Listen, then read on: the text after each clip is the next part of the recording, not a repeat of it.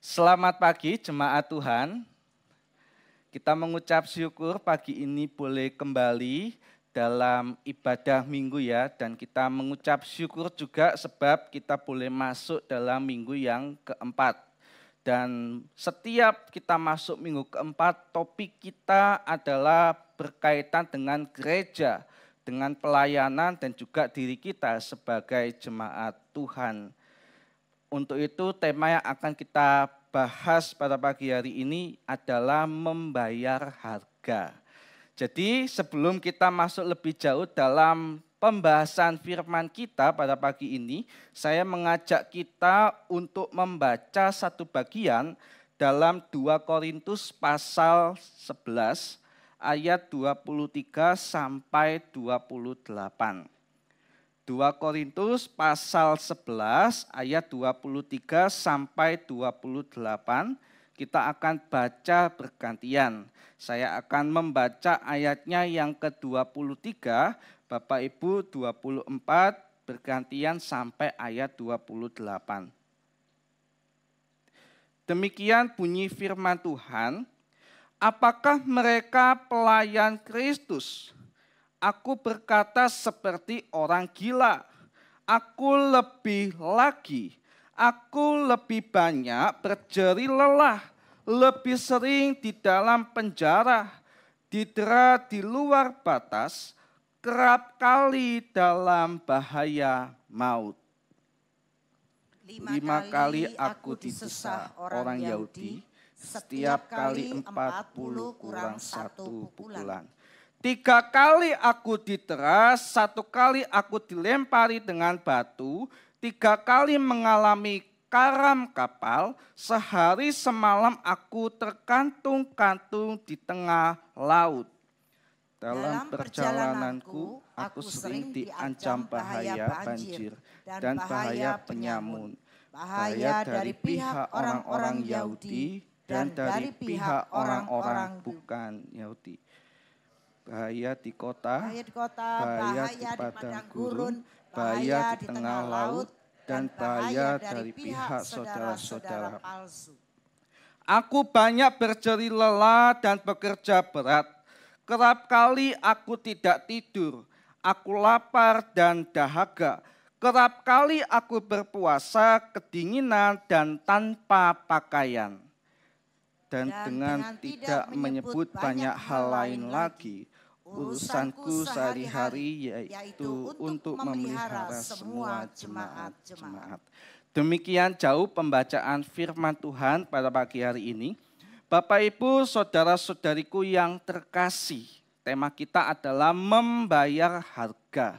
Ketika kita bicara mengenai pelayanan atau melayani Tuhan, kita yakin bahwa pelayanan itu adalah suatu kehormatan. Pelayanan itu adalah sebuah anugerah yang Tuhan curahkan untuk kita orang percaya bisa lakukan. Akan tetapi kita juga sering membayangkan bahwa pelayanan itu sebagai sesuatu yang indah. Dan kita yakin itu. Kita juga percaya bahwa pelayanan itu penuh dengan sukacita. Siapa di sini yang pelayanan itu enggak sukacita? Kalau kita tanya Dokter Eli gimana, Dok? Sukacita enggak pelayanan pagi ini? Sukacita ya. Jadi pelayanan itu bisa membawa sukacita dan juga bisa membawa damai sejahtera bagi kehidupan kita. Dan memang semua itu benar adanya. Dan melayani Tuhan itu bisa memberi kehangatan, memberi sukacita yang sejati, tidak hanya bagi diri kita yang melayani, tapi juga bagi Tuhan dan jemaatnya yang kita layani. Namun di balik sukacita yang luar biasa dalam pelayanan itu, kita melihat bahwa ada harga yang mana harus kita bayar. Pelayanan yang sejati itu adalah pelayanan yang menuntut waktu. Bayangkan, ketika kita punya komitmen untuk melayani Tuhan, ada harga yang harus dibayar. Salah satunya adalah waktu kita. Beberapa waktu lalu itu saya membaca di grup penatua, mungkin Pak Joshua ya waktu itu komen begitu ya di grup penatua. Tiap hari ada rapat begitu ya, lama-kelamaan dipecat jadi suami begitu.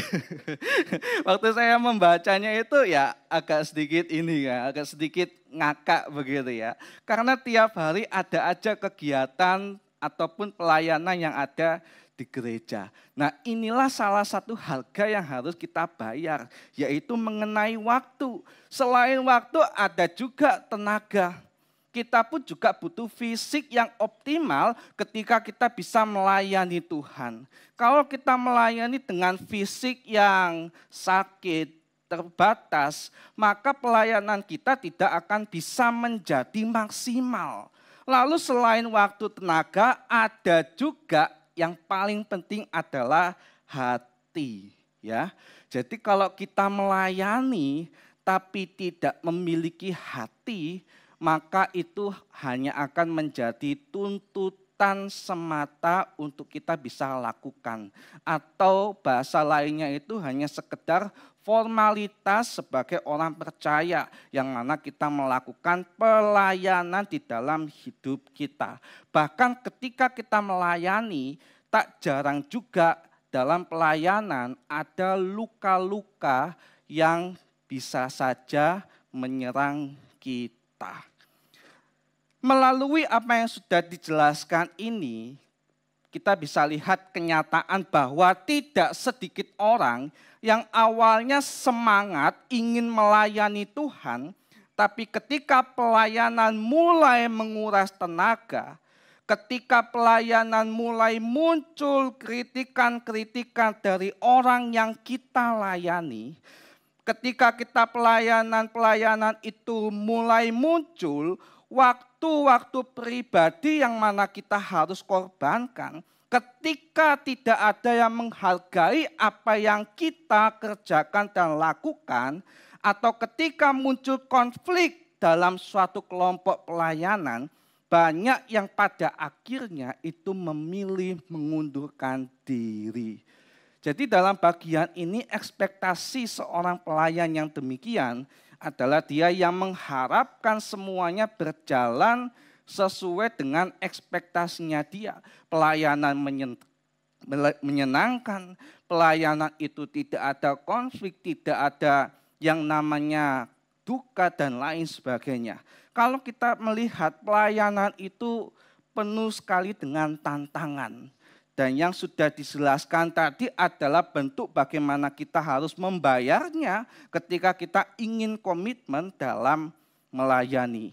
Kalau kita mau lihat dalam teks yang sudah kita baca tadi, di sana Rasul Paulus dalam suratnya atau teks tadi itu bukan sekedar ingin menyombongkan diri. Dia bukan ingin menyombongkan diri, tetapi dia sedang menunjukkan bahwa pelayanan yang sejati adalah pelayanan yang rela membayar harga. Adalah pelayanan yang mau berkorban, tidak hanya bagi kepentingan Allah, tetapi juga bagi kepentingan jemaat Tuhan, yang mana mereka sama-sama sudah diselamatkan seperti kita. Pertanyaan dalam bagian ini adalah, bisa enggak kita orang percaya melakukan pelayanan yang mana kita harus membayar harga ini? Bagi sebagian orang mungkin berkata bisa dan sudah melakukan hal tersebut. Tapi belum tentu sebagian lagi berkata bisa seperti yang lainnya. Mungkin mereka akan memiliki pikiran yang dua kali. Pelayanan menyita waktu. Aku harusnya bisa nih me time. Ketika aku tidak pelayanan, aku bisa jalan-jalan kemana aja aku mau. Tapi kalau aku pelayanan, ada waktu yang harus aku siapkan. Sehingga itu tidak bisa aku gunakan untuk kepentinganku sendiri. Ada tenaga juga nih, bahkan tak jarang ada dana juga nih yang harus aku siapkan untuk kepentingan pelayanan. Jikalau memang itu sangat-sangat diperlukan. Jadi kalau orang tidak paham betul bahwa pelayanan harus membayar harga, dia akan berpikir dua kali untuk bisa melayani Tuhan. Tapi Paulus dalam bagian ini berbeda. Yang mana ia awalnya bukan orang percaya, tapi setelah diselamatkan dia meninggalkan apa yang menjadi masa lalunya. Dan dia berbalik melayani Tuhan secara totalitas dan ia mau membayar harga. Mungkin kita bertanya-tanya ya, apa sih bukti bahwa Paulus itu benar-benar telah membayar harga ketika ia melayani Tuhan? Berikut ada 3 bukti melalui teks yang kita baca tadi, bagaimana Paulus itu sudah berkorban dan membayar harga ketika ia melayani Tuhan dan juga jemaatnya. Bukti yang pertama adalah adanya fisik dan emosi yang terkuras. Jadi kalau kita lihat dalam ayat 23 sampai 25, Paulus di sana menceritakan bahwa ia banyak menderita ketika dia melayani. Ia sering dipenjara akibat pelayanan yang dia lakukan. Dan ia sering dipukuli, bahkan ia hampir mati. Bayangkan, sampai seperti itulah yang dialami oleh Paulus atau membayar harga yang dia lakukan ketika dia melayani Tuhan. Bahkan dijelaskan lagi, 5 kali ia disesat sebanyak 39 pukulan. 1 kali dilempari batu dan 3 kali kapalnya itu karam. Dan semuanya itu dialaminya bukan karena ia berbuat salah. Sekali lagi, Paulus adalah pelayan Tuhan. Dia mengerjakan adalah sesuai dengan kehendak dan maksudnya Tuhan. Kalau dia adalah orang yang jahat, yang dia alami adalah hal yang wajar. Tapi dia adalah sebaliknya. Dia bukan orang yang jahat. Dia adalah pelayan Tuhan yang mana dia mewartakan Injil kepada orang-orang yang belum mengenal Yesus. Tapi yang dia dapat bukanlah kebajikan atau kebaikan, tapi justru sebaliknya. Dan semua ia lakukan semata-mata untuk Kristus seorang. Kalau kita lihat pelayanan Paulus ini menunjukkan bahwa yang dia lakukan itu sangat-sangat tidak mudah. Sama halnya dengan diri kita ketika kita melayani. Mungkin ketika kita melayani, melihat beberapa pelayanan Tuhan, pelayan Tuhan yang boleh melayani itu kelihatannya gampang begitu ya. Pelayanannya itu mulus, tapi Bapak Ibu nggak ngerti prosesnya begitu. Prosesnya itu sangat-sangat susah untuk mencapai titik sesuai yang Bapak Ibu lihat. Misalnya untuk jadi seorang pemimpin seperti di depan sini. Itu butuh proses yang panjang untuk bisa ngomong dengan jelas. Untuk bisa membawa jemaat itu semangat ketika beribadah. Sama halnya dengan para hamba Tuhan ketika mereka berkhotbah dan lain sebagainya. Kalau kita lihat dalam teologi reform, penderitaan seperti ini yang dilakukan oleh Paulus dan juga pelayan-pelayan Tuhan yang lain, itu bukanlah sesuatu yang sia-sia. Jadi ketika kita berani membayar harga, apa yang sudah kita bayar itu tidak sia-sia. Kita tahu bahwa Tuhan dengan kedaulatannya memakai semua kesulitan-kesulitan yang ada di dalam pelayanan itu untuk membentuk dan juga memperkuat iman kita.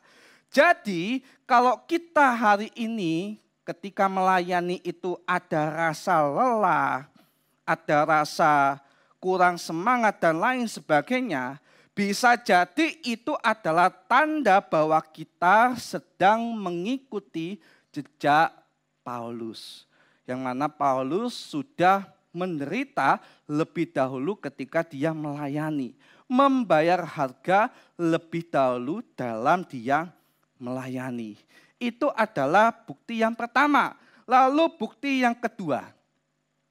Paulus mengalami yang namanya ketidakpastian dan juga bahaya. Kalau kita mau baca dalam ayat 26, di sana Paulus menggambarkan betapa besar bahaya yang pada waktu itu sedang ia hadapi selama melayani Kristus. Jadi ketika melayani Kristus, Paulus itu bercerita bahwa ada banyak bahaya. Ada banyak tantangan yang harus dia terima. Ia menyebutkan bahwa ada ancaman dari sungai ketika dia melayani. Ketika dia menggunakan suatu transportasi khusus untuk pelayanan. Kemudian ada penyamun, ada orang Yahudi dan juga bukan Yahudi. Di kota maupun di padang gurun maupun di laut, bahkan dari orang-orang yang mungkin mengaku saudara seiman, tapi ternyata palsu.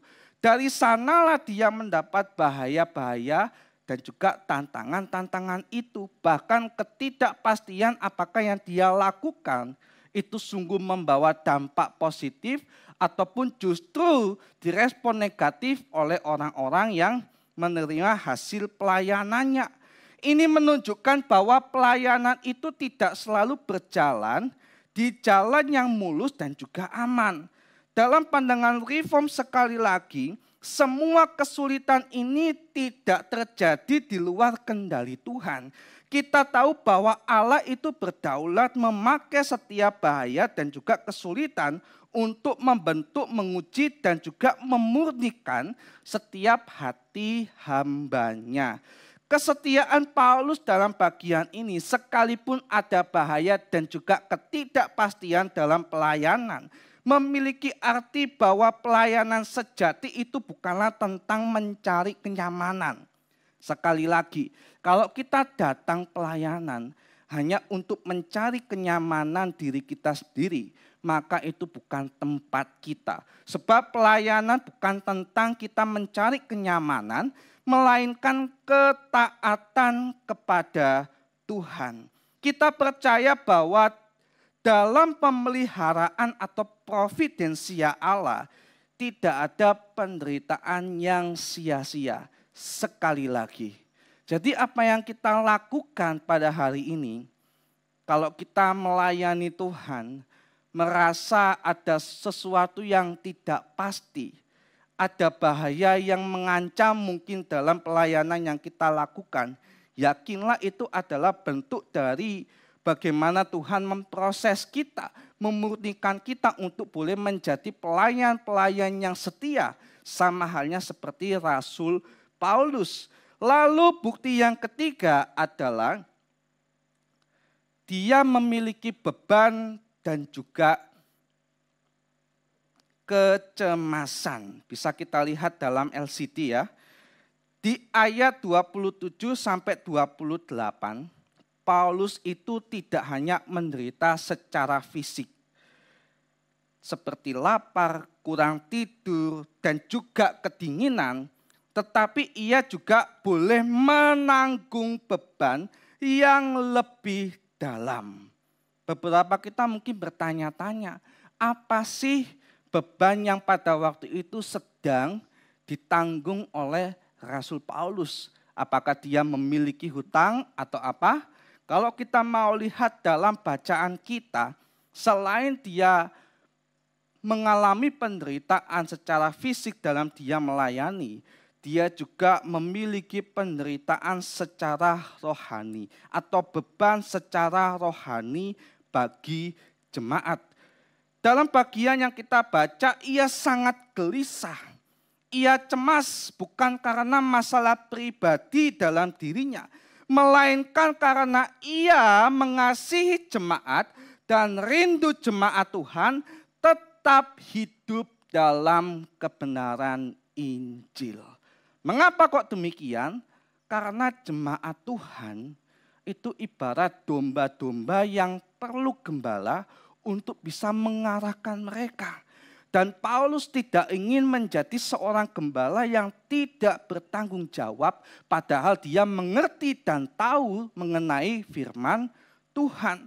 Oleh sebab itu dia memiliki beban untuk bisa membimbing jemaatnya, untuk bisa fokus kepada Injil Kristus Yesus. Kalau kita mau lihat dalam teologi reform ini disebut sebagai cura ani marum, yaitu perhatian serius terhadap keselamatan dan juga pertumbuhan jiwa-jiwa.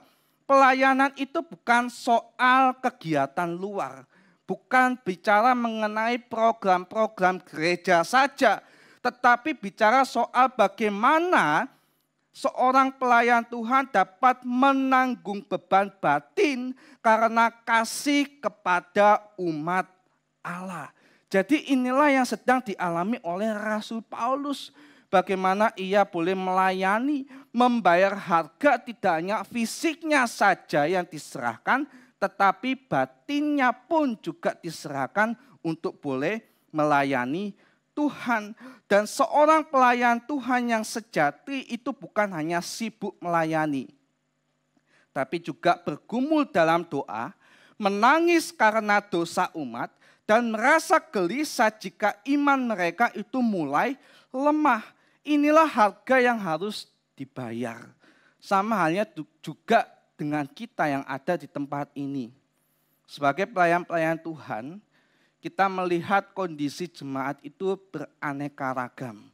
Maka sebagai seorang gembala yang ada di tempat ini atau hamba-hamba Tuhan, itu juga harus memperhatikan, boleh melayani dengan maksimal sesuai dengan karunia yang sudah Tuhan berikan. Begitupun juga jemaat Tuhan. Jadi tidak hanya dilihat dari sisi pelayan Tuhan secara full timer saja, tapi jemaat yang lain juga boleh mengambil bagian yang sama, yaitu memperhatikan sesamanya yang ada di sekitar. Itu kalau kita mau membayar harga sama halnya seperti Rasul Paulus. Bapak Ibu, ini adalah 3 bukti bagaimana Rasul Paulus itu secara nyata mau membayar harga bagi pelayanan, bagi pekerjaan Tuhan yang ada di tengah-tengah dunia ini. Ketika saya menyiapkan bagian ini, saya teringat dengan satu kisah ya. Jadi ada seorang pemuda, ya sebut saja namanya adalah Dio begitu ya. Nah, Dio ini memiliki seorang teman juga dan mereka berdua adalah pelayan Tuhan full timer. Ketika mereka melayani Tuhan di suatu tempat, di suatu pos, mereka melihat atau salah seorang ini melihat ada satu anak SD begitu ya, yang mana dia rutin datang ikut sekolah minggu di pos tersebut. Nah, ketika dia melihat anak ini begitu rajin, dan anak ini sering membawa tas ketika dia pergi sekolah minggu. Dan di dalam tas dia itu ada Alkitab dan juga buku catatan. Memang setiap sekolah minggu selesai ada beberapa hal penting yang harus mereka catat untuk mereka pelajari kembali di rumah. Terkait firman Tuhan yang sudah dibahas minggu itu.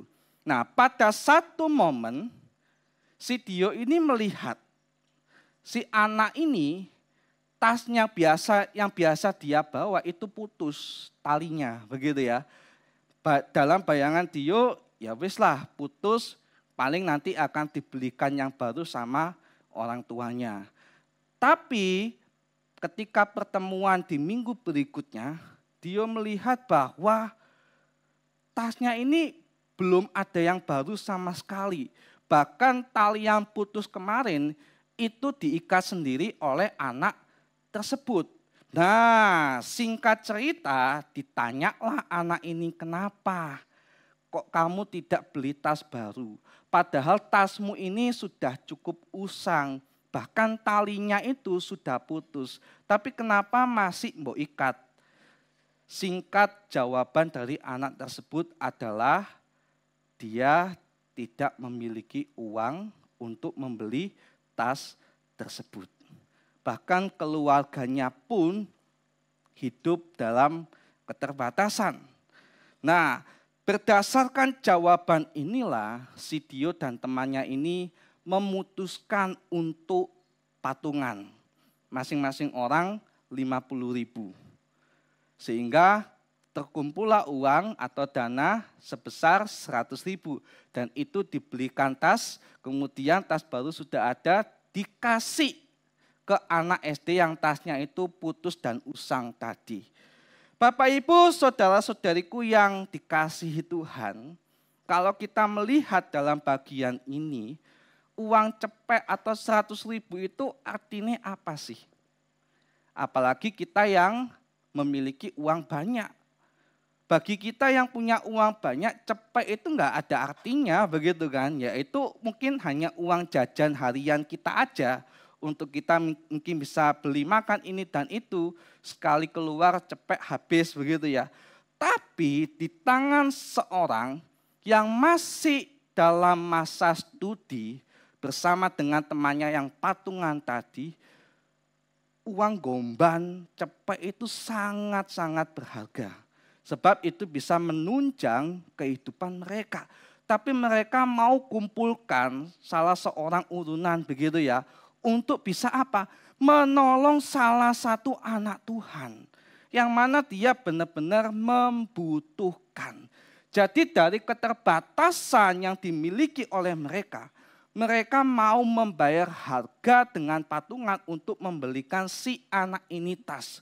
Supaya dengan demikian anak ini bisa makin semangat, makin rajin ke gereja, dan makin giat mencatat dan membawa buku lain sebagainya. Bapak Ibu, saudara-saudariku yang dikasihi Tuhan. Ketika kita belajar mengenai membayar harga, apa sih yang menjadi kesulitan kita dalam membayar harga? Dan mungkin kita bertanya-tanya juga ya, Rasul Paulus dalam kisahnya tadi sudah membayar harga. Bahkan dalam ilustrasi yang baru saja dijelaskan, Dio dan juga temannya ini juga mau membayar harga demi melayani Tuhan. Pertanyaannya yang mungkin kita tanyakan adalah kenapa? Kenapa kok mereka mau melakukan tindakan sejauh itu? Apa yang menjadi dasar mereka melakukan hal tersebut? Apa yang menjadi dasar mereka mau membayar harga ketika mereka melayani Tuhan dan juga jemaatnya? Kalau kita mau lihat satu-satunya alasan dan juga dasar mengapa mereka melakukan itu adalah, mari kita baca dalam 2 Korintus pasal 5 ayat 14. 2 Korintus pasal 5 ayat 14, kita baca sama-sama 1, 2, 3. Sebab kasih Kristus yang menguasai kami, karena kami telah mengerti bahwa jika satu orang telah mati untuk semua orang, maka mereka semua telah mati. Melalui ayat ini Bapak Ibu, kita melihat bahwa yang menguasai dan yang menggerakkan Rasul Paulus, bahkan Dio dan juga temannya, ketika mereka membayar harga dalam melayani, itu bukan sekedar tanggung jawab yang dipercayakan kepada mereka. Bukan hanya semangat misi yang ada di dalam diri mereka saja. Tapi ada satu yang lebih besar dari itu semua sehingga mereka mau bergerak sedemikian rupa dalam membayar harga. Yaitu kasih Kristus yang begitu besar. Mengapa kasih Kristus? Karena dari Kristus itu sendiri mengajarkan bagaimana ia telah membayar harga lebih dahulu kepada setiap diri kita manusia yang berdosa.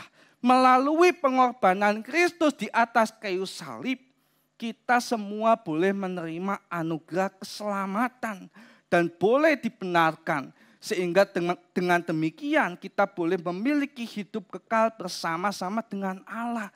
Jadi Kristus dan kasih-Nya telah bertindak lebih dahulu dalam membayar harga.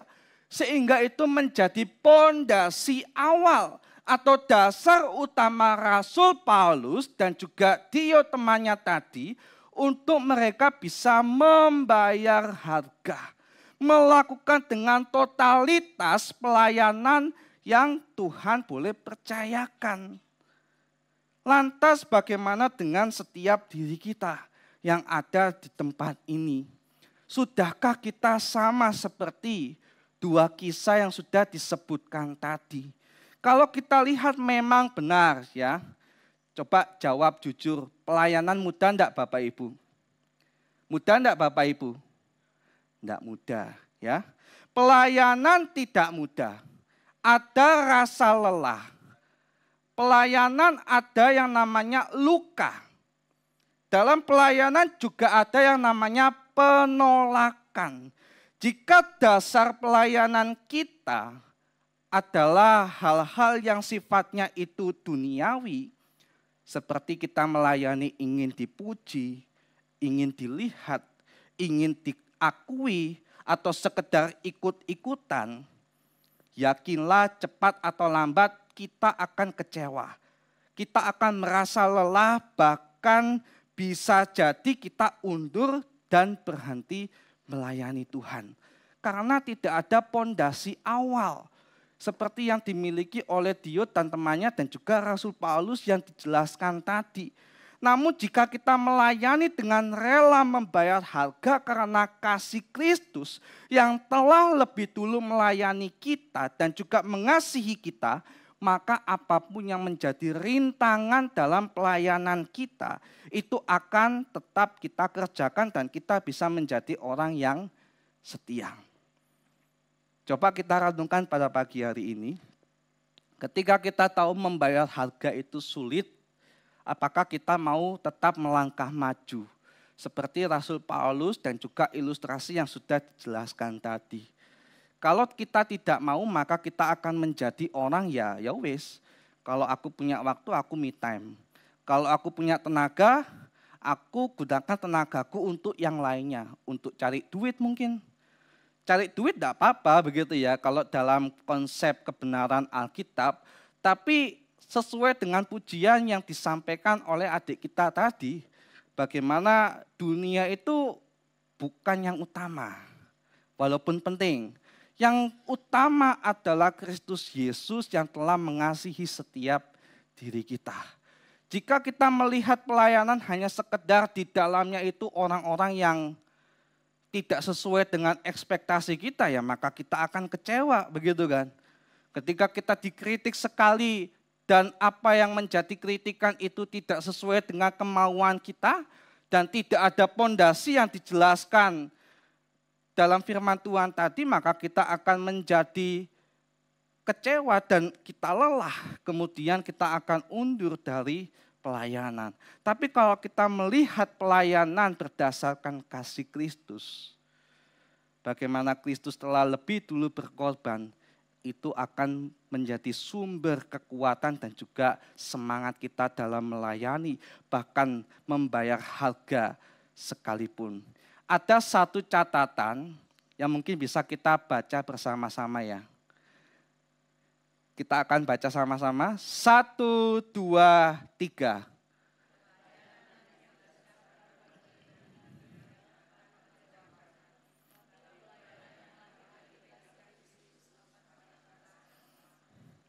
Pertanyaannya, mau enggak kita membayar harga pada pagi hari ini? Bahkan sampai seterusnya. Biarlah ini kita bawa pulang ya. Jangan cuma kita lalu begitu saja, kemudian besok pelayanan ya konsep atau pola pikirnya sama seperti yang lama. Kiranya Tuhan boleh menolong dan juga memberkati kita, amin. Mari kita berdoa.